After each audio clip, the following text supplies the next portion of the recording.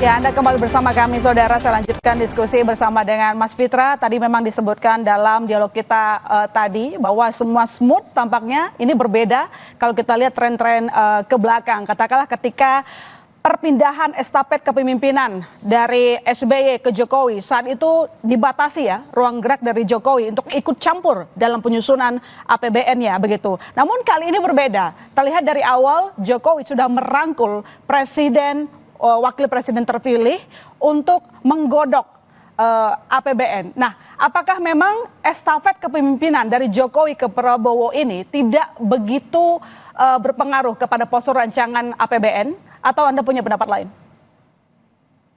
Ya, saya rasa apa yang terjadi saat ini adalah unprecedented, artinya belum pernah terjadi ya sepanjang Ya. sejarah pemerintahan atau pergantian presiden, dan betapa akomodatifnya Presiden Jokowi kita bisa lihat dengan menyediakan ya posisi wamen kedua yang diisi oleh Pak Tom Djiwandono. Sebenarnya Pak Tom Djiwandono ini sebenarnya adalah konteksnya adalah profesional yang partai ya. Jadi sebenarnya juga unprecedented, kita juga belum pernah ada figur-figur yang termasuk parpol itu yang masuk ke Kementerian Keuangan. Tetapi di sisi yang lain ini bisa diterima. Kenapa?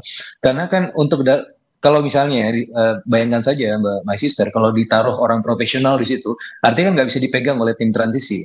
Jadi memang harus benar-benar figur yang representatif dan juga otoritatif ya. Jadi Pak Thomas Djiwandono di sini adalah sebagai the missing puzzle untuk menjadi jembatan tim transisi dari Pak Jokowi ke Pak Prabowo gitu. Dan memang selama Pak Tom belum ada di situ, kita melihat ada sedikit kebingungan dari pasar karena Bu Sri Mulyani yang selama ini menjadi Menteri Keuangan kan kemungkinan besar tidak akan menjabat di tahun depan, sehingga apapun yang terjadi di pernyataan-pernyataan dari Pak Prabowo atau dari timnya itu tidak mampu dikonfirmasi secara otoritatif oleh Kementerian Keuangan. Dan sekarang ini ketika ada figur otoritatif tersebut, market kan sepertinya lebih jinak ya, karena ya ketika ada permasalahan ya ada figur yang bisa menjelaskan dan secara otoritatif, bukan hanya sebagai jubir. Artinya bisa membuat market Indonesia maupun investor bisa lebih yakin akan program keberlanjutan karena sudah ada orang yang disiapkan untuk mengetahui kondisi keuangan negara, begitu? Harusnya, tetapi investor tentunya masih wait and see ya, melihat setidak-tidaknya sampai nanti prosesnya terjadi di bulan Oktober ya, nanti ada pengumuman menteri dan seterusnya, itulah yang kemudian menjadi gong bagi keyakinan investor. Ketika yang kita lihat ini harmonis ya antara presiden sekarang dan presiden terpilih, berbeda sekali kalau kita lihat di tahun 2015 ketika sekali lagi kita ingatkan ketika perpindahan SBY ke Jokowi, saat itu SBY membatasi dan itu memang sudah terjadi secara turun-temurun begitu. Tapi begini Mas, kalau kita lihat sekarang ada perpaduan ambisi begitu ya antara dua, satu Jokowi, satu Prabowo, maka mana program yang realistis atau layak untuk dilanjutkan dan mana yang tidak, karena ini berkaitan dengan anggaran kita yang tampaknya tidak bisa menampung semua ambisi itu kan? Iya betul Mbak Sister.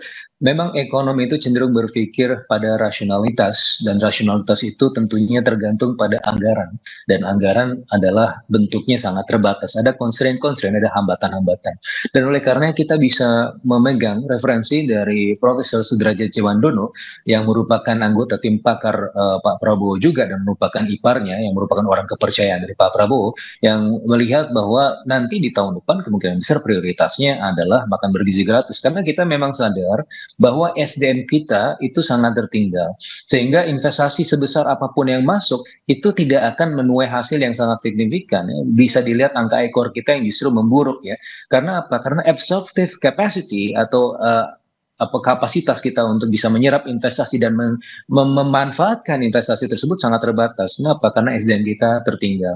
Tapi di sisi yang lain perlu ada yang dikorbankan gitu ya. Yang dikorbankan apa? Ya tentu IKN dalam hal ini. Dalam hal ini mungkin kalau kita bicara pengorbanan bukan artinya ditinggalkan sama sekali. Kalau kita lihat bagaimana Pak Prabowo sebenarnya sudah menyatakan komitmennya bukan hanya melanjutkan tapi menuntaskan IKN. Tapi saya rasa dalam konteks yang rasional ya prioritas di awal-awal tentunya ya makan bergizi gratis tersebut. Meskipun IKN dalam hal ini tentu masih ada porsi anggarannya, tapi mungkin tidak akan segera langsung dalam waktu setahun kita pindah ke IKN, belum tentu, karena kan ada tahapan-tahapannya ya, sebagaimana Bappenas juga dulu merancang juga bagaimana IKN itu ditempati. Nah, yang jelas ya mungkin bukan sekarang, nanti mungkin tahun 2030 atau mungkin bahkan 2045. Artinya memang dari sejumlah program yang paling bisa ditunda lebih dulu begitu ya adalah IKN. Kita lanjutkan nanti Mas Fitra. Jangan kemana-mana saudara, laporan khusus masih akan segera kembali untuk Anda.